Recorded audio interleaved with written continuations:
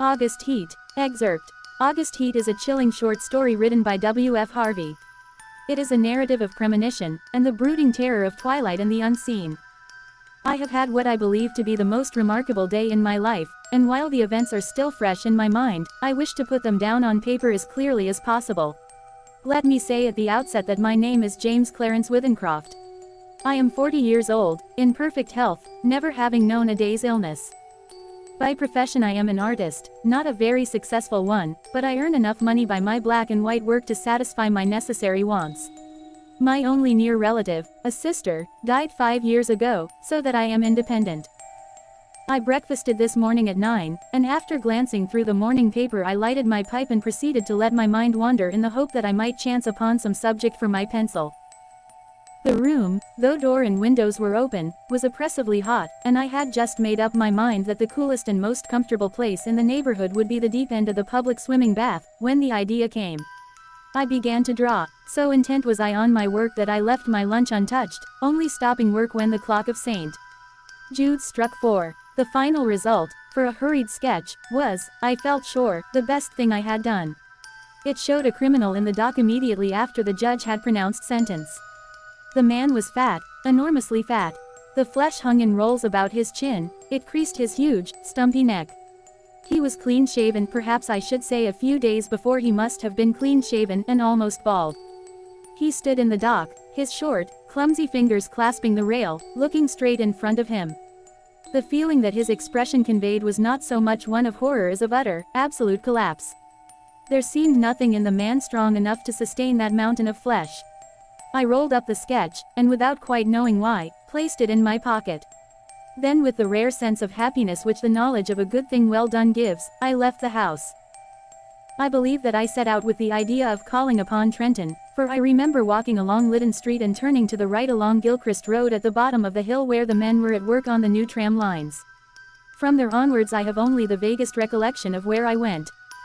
The one thing of which I was fully conscious was the awful heat that came up from the dusty asphalt pavement as an almost palpable wave. I longed for the thunder promised by the great banks of copper-colored cloud that hung low over the western sky. I must have walked 5 or 6 miles, when a small boy roused me from my reverie by asking the time. It was 20 minutes to 7. When he left me I began to take stock of my bearings. I found myself standing before a gate that led into a yard bordered by a strip of thirsty earth, where there were flowers, purple stock and scarlet geranium.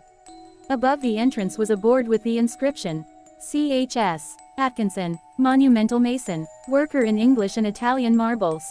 From the yard itself came a cheery whistle, the noise of hammer blows, and the cold sound of steel meeting stone.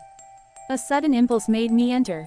A man was sitting with his back towards me, busy at work on a slab of curiously veined marble.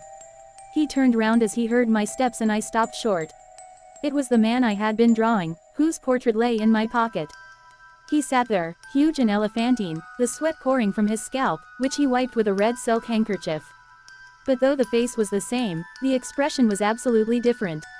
He greeted me smiling, as if we were old friends, and shook my hand.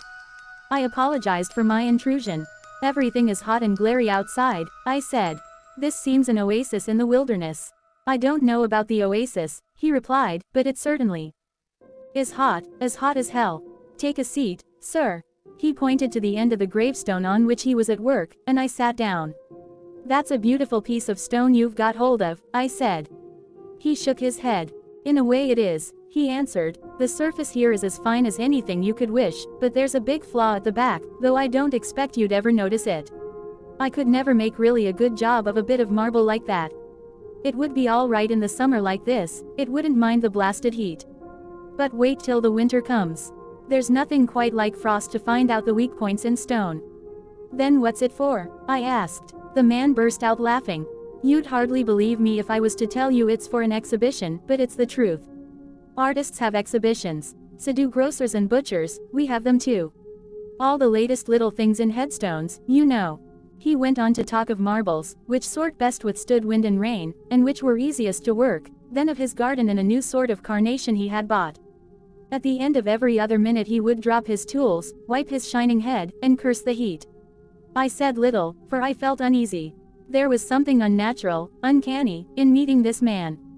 I tried at first to persuade myself that I had seen him before, That his face, unknown to me, had found a place in some out-of-the-way corner of my memory, but I knew that I was practicing little more than a plausible piece of self-deception.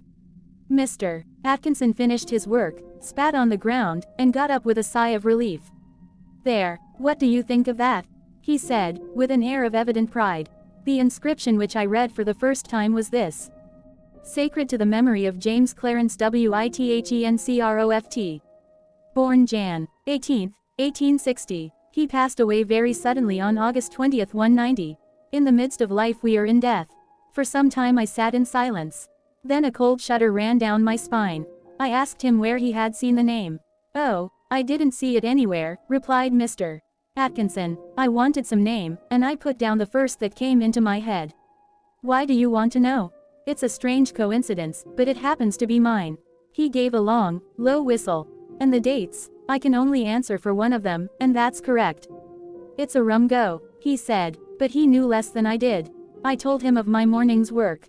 I took the sketch from my pocket and showed it to him. As he looked, the expression of his face altered until it became more and more like that of the man I had drawn. "And it was only the day before yesterday," he said, "that I told Maria there were no such things as ghosts." Neither of us had seen a ghost, but I knew what he meant. "You probably heard my name," I said. "And you must have seen me somewhere and have forgotten it. Were you at Clacton-on-Sea last July?" I had never been to Clacton in my life. We were silent for some time. We were both looking at the same thing, the two dates on the gravestone, and one was right. "Come inside and have some supper," said Mr.